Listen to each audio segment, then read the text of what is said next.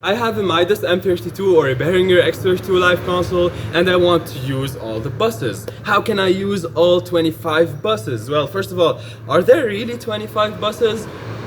There are 26 and I'll tell you what they are, but how can you use all of them? You can't. Well, you can, but not in the way you think you can. So in this video, I'm going to explain the different types of buses and what you can or cannot do with each one of them. First of all, what are all these 26 buses? Let's start counting.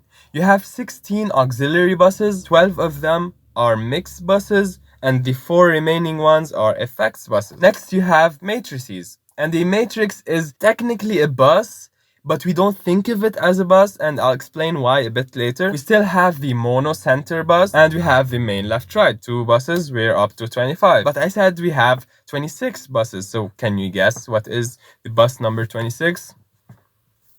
It's the solo bus. We don't think of it as a bus, but it is actually a bus dedicated for monitoring, so you can't really do anything else with it, but you still have some control over it. First of all, you can listen to the channels that are soloed as they are and blow out your ears, or you can choose the AFL option, which is after fader listening / post fader, and it's more controlled. It takes into consideration the position of the fader on the channel. You can also dim the overall level of the bus by a certain amount of decibels. So for example, you want to lower it by 10 dB to listen to something else outside, you can just click a button. You can also change the overall level of the bus. You can also hit a button to make it mono if you want to check if something weird is going on in the center of your mix. The only way to send channels to that solo bus is by pressing the solo button, but you cannot change the balance or levels, or you cannot mix the channels into the bus. They just go as they are. Auxiliary buses, you have 16 of those, and the first 12 are usually used for stage monitors. So you send a few channels to that bus and connect that bus to a wedge on stage or a speaker so the musicians can hear themselves.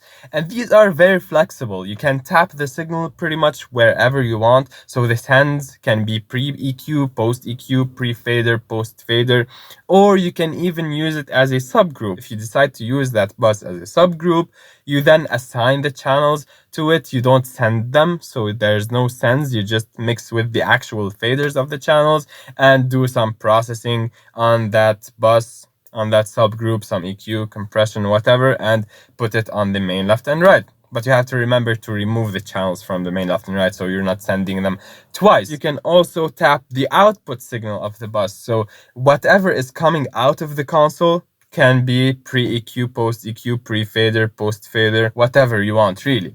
Now, the effects buses are usually used for effects, right? Reverb, delay, phaser, chorus, whatever you choose to use on them. But you can also use them as mix buses or sends, monitor sends. They are just normal buses. You can tap the signal. By default, they are post-fader, which is good, but you can make them pre-fader. You can make them a subgroup. It doesn't matter. Just turn off the effect, and also you have to remember to lower down the returns so they don't come back into the mix, and preferably turn it off, so remove it from the main left and right. The mono / center bus, what is it and what can you do with it? First of all, it's usually used to connect more subwoofers to your system and be able to control them independently from the main left and right.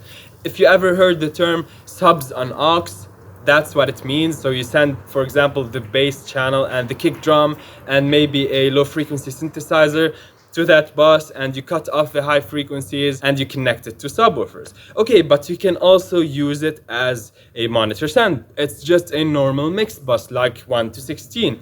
However, it has some limitations. First of all, you cannot tap the signal going into it, so you cannot say that the sends are gonna be pre-fader or pre-EQ or post-EQ. It's always post-fader. You can connect it to a monitor, so you go to the output page and you say that 14, for example, is gonna be the mono center bus, but you cannot put it on the main left and right like you do with the other buses. With the other buses, you can select the bus and turn on the main stereo button, and now it's in the mix.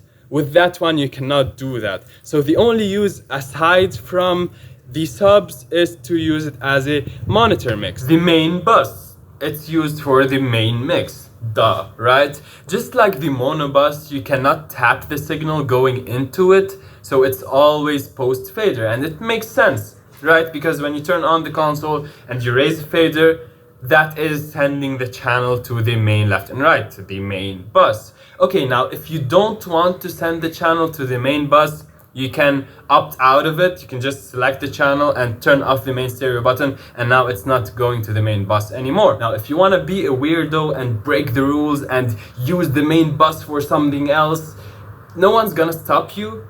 You can mix on the sends of a couple of mixed buses and use the main for monitors, but why would you do that? Matrices. In the beginning of the video, I said that a matrix is technically a bus, but we don't think of it as a bus because it's kind of a bus on steroids. It's like a bus's older brother.